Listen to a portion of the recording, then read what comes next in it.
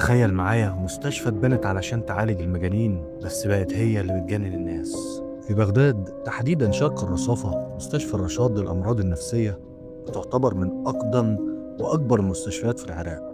بس في جناح معين محدش بيقدر يقرب منه. المرضى هناك بيصرخوا كل ليلة ويقولوا إنهم بيشوفوا ست عجوزة بتمشي في الطرقات وتدخل أوضهم وتقعد تبص فيهم من غير ما تتكلم. وفي سنة 2003 وبعد الغزو الأمريكي المستشفى تعرض لهجوم وانفجار واتقتل أكتر من 12 مريض في الجناح ده تحديدا. من وقتها كل الممرضين اللي اشتغلوا في الجناح ده قدموا استقالتهم بعد أقل من أسبوع. أحد الحراس سجل صوت صراخ مرعب في التسجيلات الليلية، ولما راحوا يتأكدوا المكان كان فاضي تماما. الناس بتقول إن أرواح المرضى اللي ماتوا لسه ما مشيتش ولسه بتعالج الناس بطريقتها. فيا ترى هل لو جاتلك الفرصة تقضي ليلة في جناح الموت ده هتقدر ولا هتهرب؟